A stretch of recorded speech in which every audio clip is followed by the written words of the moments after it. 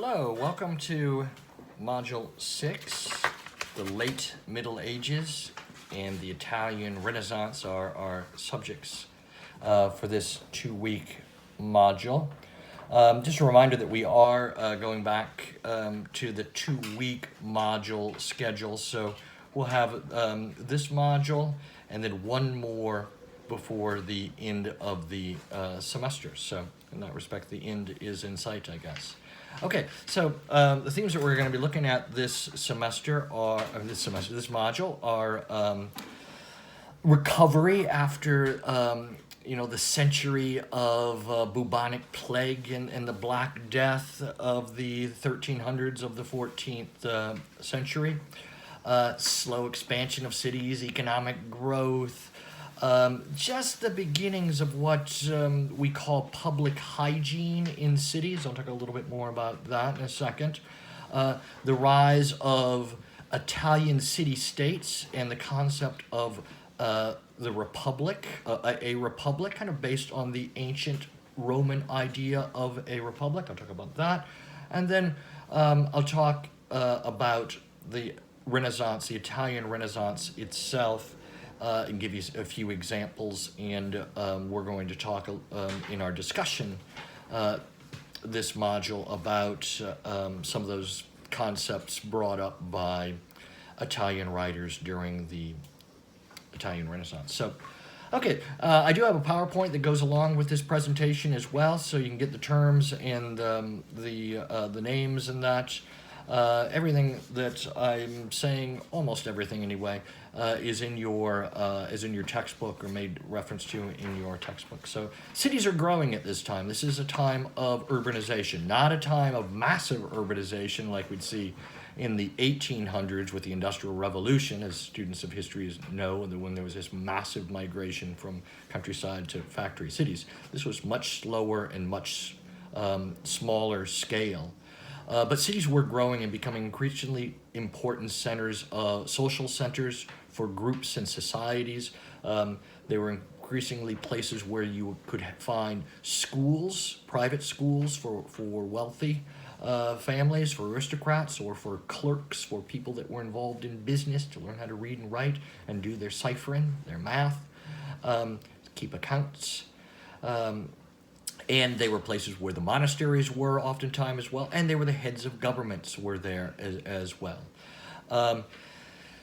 Increasingly, the opportunities that people had during the during this early time of recovery after the Black Death, or what we call the late medieval period, were in the areas of soldiering and immigrating and moving.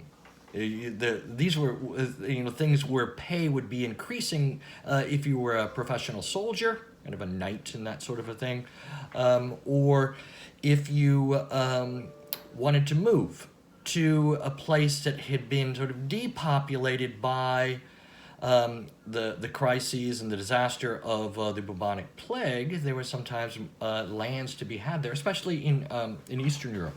And remember, we talked last week about the importance of the diaspora, the Jewish diaspora. Remember, a diaspora means a dispersal of peoples from Western Europe to Eastern Europe during during the century of the plague, and that seems to have continued during this time as well.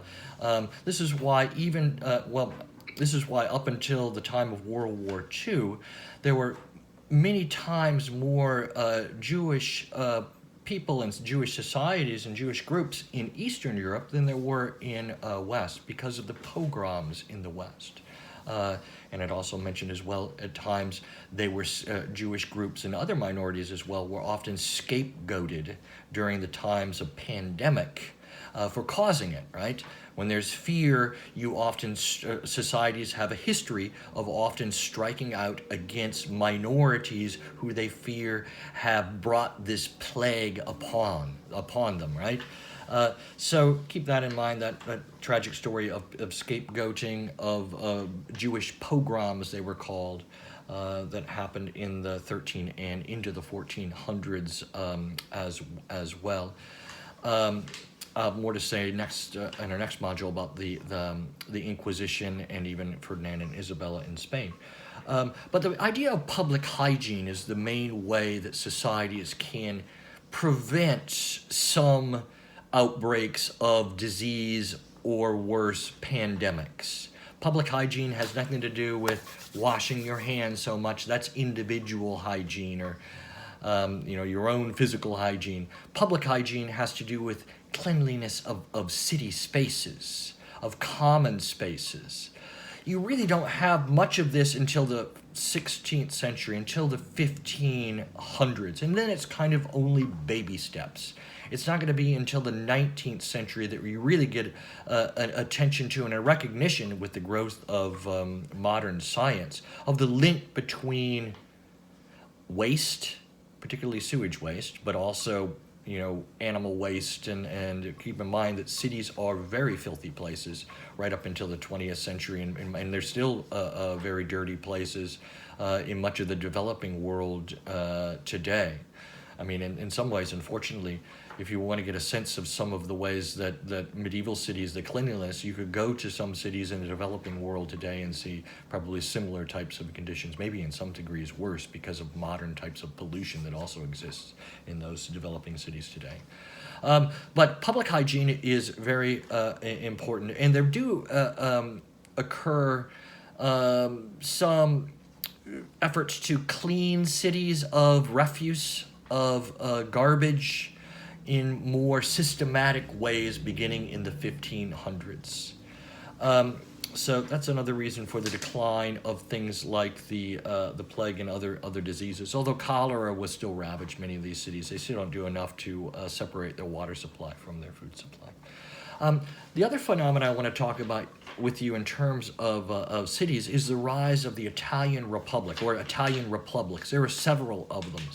First thing to point out that just because we say it's a republic doesn't mean, I think Americans often think, oh, it's a democracy. No, not really. They do have a sense of citizenship. They do have some sort of a legal code, what we might call a constitution, that defines the relationship between some people in their society, those who are deemed citizens, and the government. That's social contract. And it gives the city autonomy. And it gives individuals autonomy as well. If you were lucky enough to be a male in the city of a certain age and a certain wealth. These weren't democracies, but they did have a sense of citizenship and individual autonomy, and each of these republics had their own individual rules. They were particularly interested, too, of course, in regulating taxation. Businesses wanted to be able to regulate the way in which governments tax them. The most famous of these republics was in Florence in Italy. Other city-states in Italy that were important at this time were Naples, were Milan, and you have the rise at this time, too, though, of what your textbook calls despots and despotism. This is kind of another name for tyrants. A tyrant really is a king or a leader, usually a king, who pays no attention to legal code or tradition and rules absolutely. Absolute rule. And, this is what, to introduce you to Poli-Sci 101, or to remind you of Political Science 101, and that precept of absolute power corrupting absolutely. But that's something they didn't really hash out until the 17 and 1800s. So when some of these republics fall to dukes or kings, and they become more like traditional monarchies, they usually gave way to despotism or tyranny, and they modeled themselves off of the absolutism of the Spanish monarchy, which was one of the more powerful, centralized, large kingdoms in Europe at this time. Actually, it was mostly the kingdom wasn't Spain and united yet; it was called Castile at the time. The other thing that begins to evolve at this time is the family power of the Medicis in Italy. the Medicis were a business family. They were in these republics, and then they also were involved in overthrowing these republics and becoming leaders themselves and despots, right? Ducally principalities, or dukes and kings versus republics. The tendency for all of these, even if they were a republic, though, were to expand and grab more territory outside of their city walls. So these city-states tended to be at war with each other a lot of the time. And maybe this is where I should begin transitioning to concepts that we associate with the Italian Renaissance. And those include an emphasis on rationalism, human ingenuity, even and the praising of human genius. Above the older tradition of not questioning teachings of the elders, or specifically of the church. And we see that here the rise of modern diplomacy between city-states. This was the idea that city-states, if they're going to do business with each other, and if they weren't always just going to be at war with each other, they had to have emissaries, ambassadors, people whose permanent job it was to oversee the relations between two city-states. That was a new idea. And they begin to recognize, once they've started doing this, have a few guys like gave them part-time jobs to do this as sort of diplomats before they even called them diplomats. Then they said, this is really important. It's working out well. Then they began to write manuals about it and how to be a good diplomat. And the major cities and kingdoms around the world now would have diplomatic offices in various kingdoms around Europe and eventually around the globe, which also leads us to, speaking of manuals and that, to one of the most famous writers of the Italian Renaissance, and that is Machiavelli, the author of The Prince. Machiavelli was a guy who loved his city-state of Florence, and he wanted to see Florence dominate Italy. Italy is not a united country. He wants it to be united. He wants to revive the Roman Empire. And he writes basically a manual for how a prince, a kingly figure, would unite Italy. What makes a king, and he begins to reflect upon what makes a good ruler successful. Well, his recipe for success is a little controversial even today, because he kind of throws morality out the window. Your textbook calls it immoral realism, meaning that the ends justify the means. He's got whole chapters in The Prince on why a prince should be loved, but not loved too much. Because a king should also be feared and should not be afraid to be brutal, Machiavelli would say. A king must be bold to be successful. So this is the virtues that Machiavelli puts forward in The Prince aren't exactly the most Christian of virtues. Your text said that it was greeted as a shocking admission, but it was eventually seen as necessary.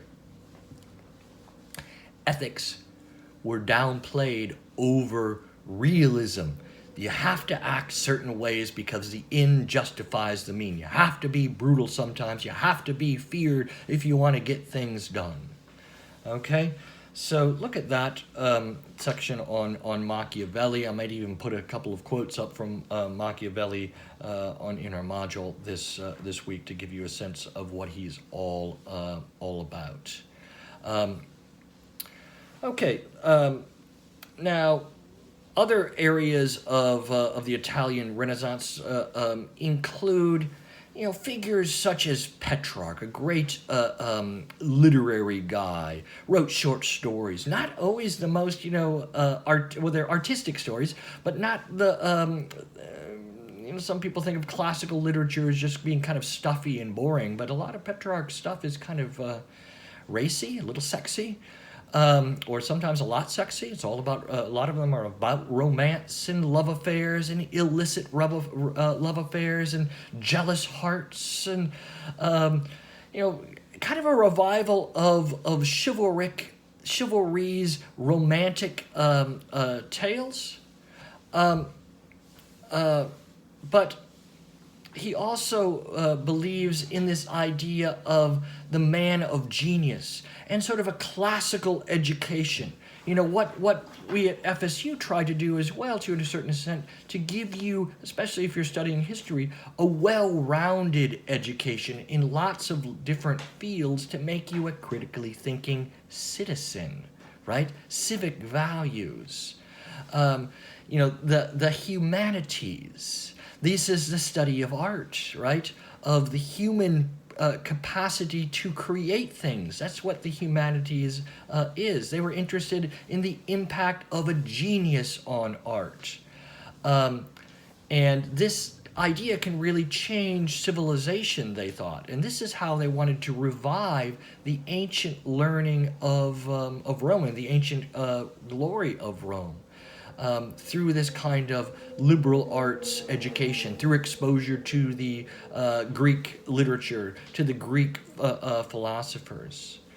Okay, so look at that. I mean, the Renaissance wasn't just confined to literature, of course. It also included architecture, a lot of Roman revival of architecture at this time. It included sculpture, it included painting, Michelangelo, and all of those types of figures. So look at those closely in your textbook. Look at the PowerPoint and participate in the discussion board, and you will be doing quite well for this module. So,